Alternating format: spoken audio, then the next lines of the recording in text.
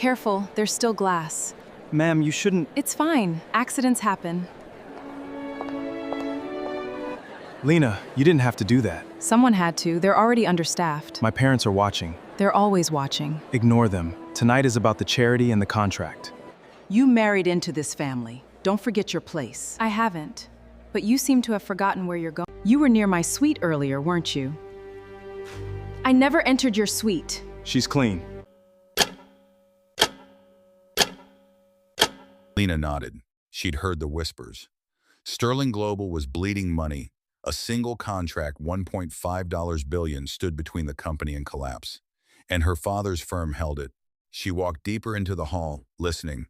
If they lose Carter Holdings, a man muttered to his companion, Sterling Global is finished. Victor won't let that happen, the other replied. He'll cut throats if he has to. Lena's jaw tightened. She knew exactly whose throat Victor was willing to cut. Isabel glided toward her, smile sharp as broken glass. Lena, darling, she said, voice dripping with false warmth. Still playing maid, I see. Lena met her gaze. I'm helping. Of course you are. Isabel's eyes swept over Lena's dress. You always find ways to blend in. It must be a habit from your previous life. Lena's fingers curled, but her voice stayed even. My previous life taught me that dignity isn't measured by the price of a dress. Isabel's smile faltered. You married into this family. Don't forget where you came from. I haven't, Lena said. But you seem to have forgotten where you're going. Isabel's eyes flashed. She leaned closer. You think you're safe because Julian loves you? Love is a luxury in this house, and luxuries can be revoked. Julian approached, drawn by the tension. Is everything all right? He asked. Isabel straightened, smoothing her gown. Perfectly. Just reminding your wife of her place. Julian's jaw tightened. Her place is with me. Isabel laughed softly. For now. She drifted away, leaving Julian and Lena alone in the crowd. I'm sorry, Julian whispered. She's afraid, Lena finished.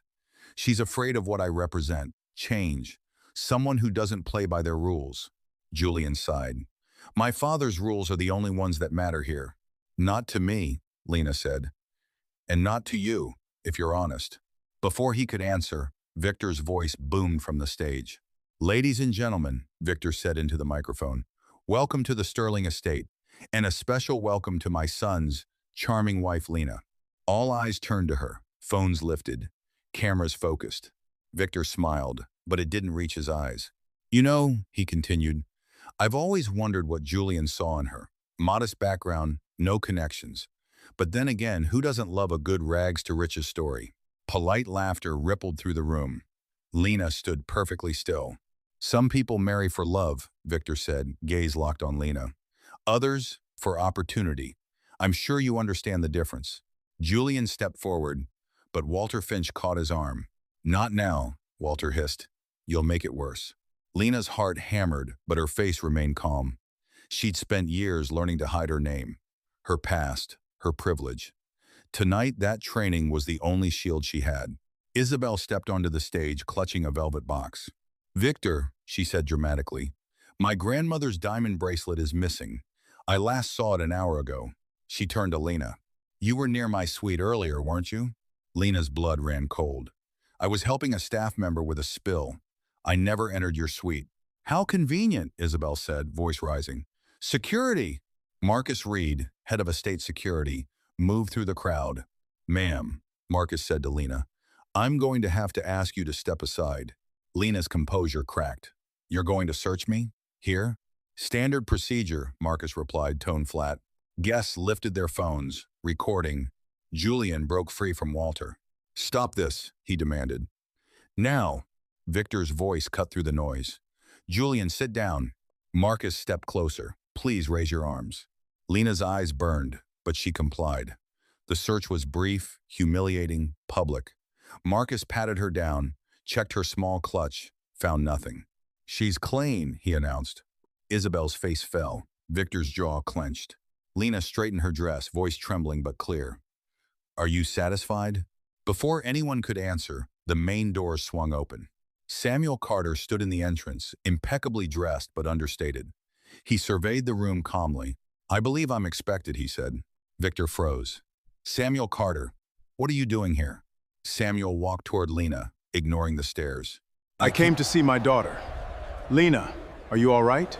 Dad, I'm fine. Samuel turned to Victor.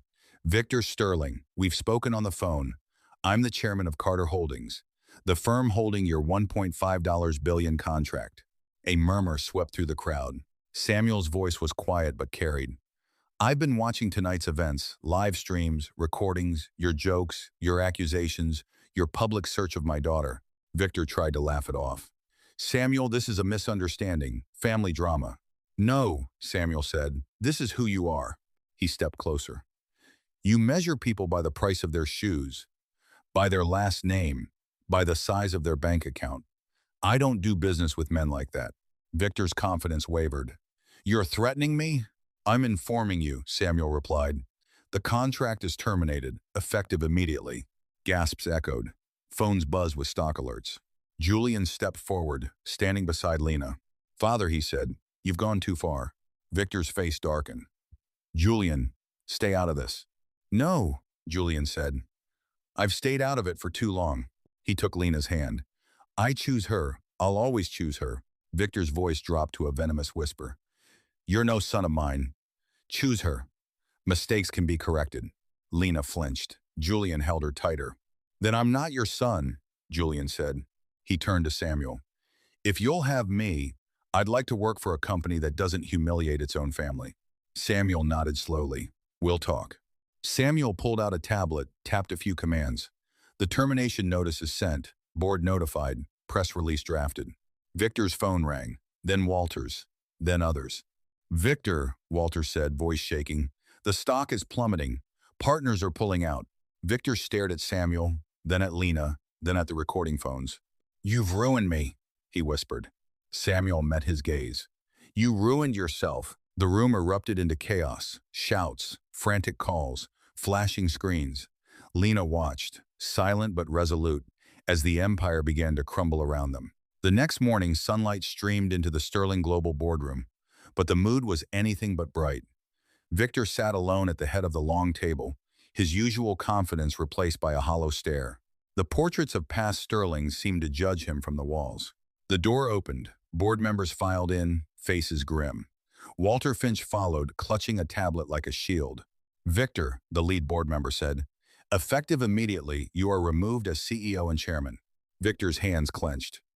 On what grounds? Gross misconduct, another board member replied. Public humiliation, illegal detention, defamation. The footage from last night has gone viral. Our stock is down 40%. Partners are canceling contracts. Walter avoided Victor's eyes. The lawyers are already preparing suits against you, Isabel, and Marcus Reed. Victor laughed bitterly. You're siding with them? We're siding with the company, the lead board member said. Something you seem to have forgotten. Walter cleared his throat. I'll serve as interim CEO. We'll implement new ethical guidelines, accountability measures. Victor stood abruptly, chair scraping. This is my company, my legacy. Not anymore, the board member replied. Your legacy is the mess we have to clean up. Across the city, Lena sat in her small apartment, laptop open. The press conference played on screen, Walter Finch, pale but determined, speaking into a bank of microphones. Sterling Global apologizes unequivocally for the events of last night, Walter said. We are implementing new ethical guidelines and accountability measures. We will cooperate fully with all investigations. Lena closed the laptop. She took a deep breath, then another. The silence in her apartment was a stark contrast to the chaos of the estate. Her phone buzzed. Julian. Hey, he said softly. How are you? Alive? Lena replied. You? Surviving, Julian said. My father disowned me, officially. Lena's chest tightened. I'm sorry. Don't be, Julian said. I should have stood up to him years ago. Last night, it was just the final push. What happens now? Lena asked. I start at Carter Holdings next week, Julian said. Your father offered me a position, said he believes in second chances, if you're willing to earn them. Lena smiled faintly. That sounds like him. Lena, Julian said, voice serious. I meant what I said. I choose you. Always. I know, she whispered. But choosing me cost you everything. No, Julian said. Choosing them would have cost me everything, my soul included. They fell silent for a moment. Are you going to be okay? Julian asked. Yes, Lena said. I've been okay with less. I'll be okay with more, or with nothing. You're incredible, Julian said. You know that, right? Lena laughed softly. I'm just me. That's what makes you incredible, Julian replied. He hung up. Lena sat for a long time, staring at the blank screen. Then she stood, pulled on a simple jacket, and headed out. At the community center, children ran between tables piled with donations. Lena moved among them, organizing clothes, sorting books, smiling at shy faces. A little girl handed her a crayon drawing. This is for you, the girl said. Lena took it. Thank you. It's beautiful. The girl beamed. You're nice. Not like the people on TV. Lena's smile wavered. The people on TV, they're just afraid. Of what? The girl asked. Of change, Lena said. Of people who don't play by their rules. The girl tilted her head. What rules? Lena thought of Victor, of Isabel, of the glittering estate. The rules that say some people are worth more than others. The girl frowned. That's silly. Yes, Lena agreed. It is. She went back to work, her movements steady, her mind clear. For the first time in years, she wasn't hiding. Her name, her past, her privilege, they were all out in the open. And somehow she felt lighter. Meanwhile, at Sterling Global, Walter Finch faced a room full of angry investors. We understand your concerns, Walter said, voice strained. But we are taking decisive action, new leadership, new policies, full cooperation with authorities. An investor stood. You expect us to believe that after what we saw last night?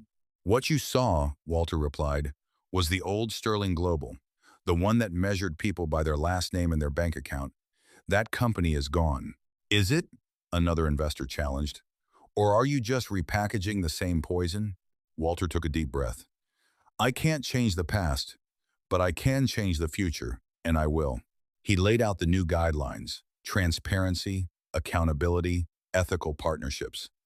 The room remained skeptical, but a few nodded slowly.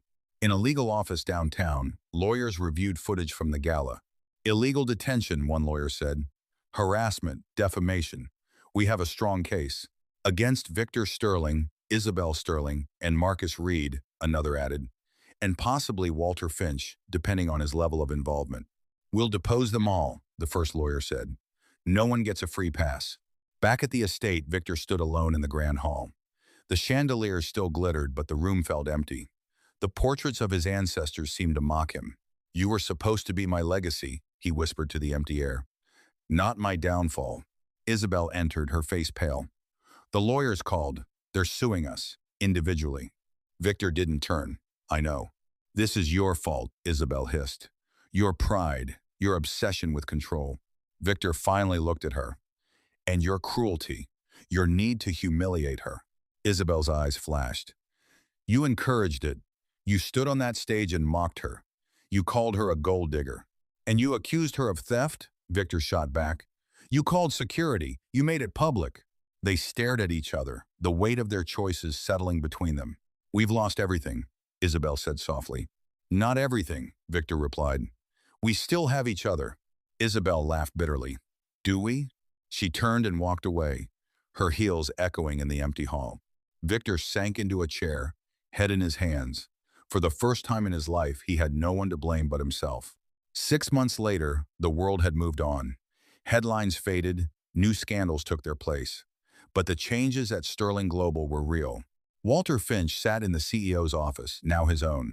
The portrait of Victor Sterling had been removed. In its place hung a simple plaque, Integrity over Profit. On his desk, a report detailed the company's progress. New ethical guidelines, transparency measures, partnerships with community organizations. The stock had stabilized, not recovered but no longer free-falling. Walter picked up the phone. Get me the Carter Holdings team. I want to discuss a potential partnership. Across the city, Julian Sterling sat in a modern, open-plan office. Sunlight streamed through floor-to-ceiling windows. He worked at a standing desk, surrounded by colleagues who treated him like anyone else. Samuel Carter watched from the doorway, satisfied.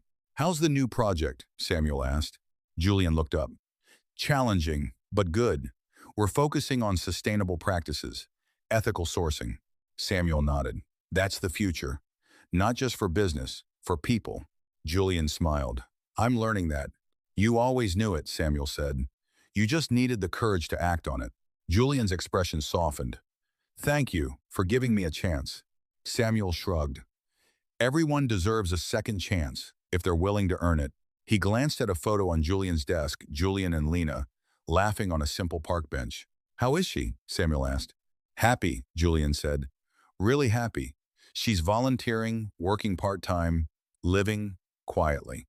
That's all she ever wanted, Samuel said. To be loved for who she is, not for her name. Julian nodded. I'm still learning how to do that properly. Samuel clapped him on the shoulder. You're doing fine. At the community center, Lena handed a stack of books to a volunteer. These go to the children's section, she said, and these we'll save for the fundraiser. The volunteer smiled. You've been a huge help, Lena. The kids love you. Lena returned the smile. I love them too. She moved through the center, her steps light. No one here cared about her last name. They cared that she showed up, that she listened, that she helped. A young girl ran up to her. Lena, look! She held up a drawing, a woman in a simple dress, surrounded by children. Above them, a son with a smiley face. That's you, the girl said proudly. Lena's eyes welled. It's beautiful. Thank you. The girl beamed. You're my hero. Lena hugged her. You're mine too. Later, as the sun set, Lena walked home alone. The city buzzed around her, cars, lights, people rushing. She moved at her own pace, unhurried. Her phone buzzed. A news alert. Sterling Global announces new partnership with Carter Holdings, the headline read. Focus on ethical business practices. Lena smiled faintly. Change was possible. Slow, painful, but possible. She thought of Victor, of Isabel, of the glittering estate, of the night that shattered everything. The real test hadn't been her courage. It had been the choice of everyone who watched to speak up or remain silent. Some chose silence. They paid the price in shame, in lost opportunities, in broken trust. Others chose to stand. They changed everything. Lena knew which side she was on, and she knew which side she would always choose. Back at the estate, Victor sat in a small study, a single lamp burning. The grand hall was closed, the chandeliers dark. He'd sold most of the art. The portraits were in storage. Isabel had left him, taken a small apartment in the city. They spoke rarely, and only through lawyers. Victor picked up a photo, a younger version of himself, holding a baby Julian. Both were smiling. I'm sorry, he whispered. I was so afraid of losing you. I lost you anyway. He set the photo down. The silence was deafening. In another part of the city, Isabel sat alone in her apartment, watching the news. A segment on Sterling Global's reforms played. Walter Finch spoke earnestly about change. Isabel turned it off. She couldn't bear to see what she'd helped destroy. She picked up a small box, her grandmother's diamond bracelet, the one she'd accused Lena of stealing. She'd found it weeks after the gala, tucked in the back of a drawer. She'd forgotten she'd put it there herself. The weight of her lie settled on her shoulders. She'd humiliated an innocent woman publicly. For sport, she closed the box. Some mistakes couldn't be undone. At the community center, Lena locked the doors for the night. The building was quiet, but the energy of the day lingered: laughter, hope, small acts of kindness. She walked home under the stars, her heart full. The world was still broken in many ways, but in small corners, in quiet moments, it was healing. And she was part of that healing. She thought of the viewers who had watched the gala footage, who had shared it, who had spoken out. Their voices had mattered. Their choices had changed lives. She hoped they knew that, and she hoped they would keep choosing to speak up, because silence had a price. But so did courage, and only one of them was worth paying.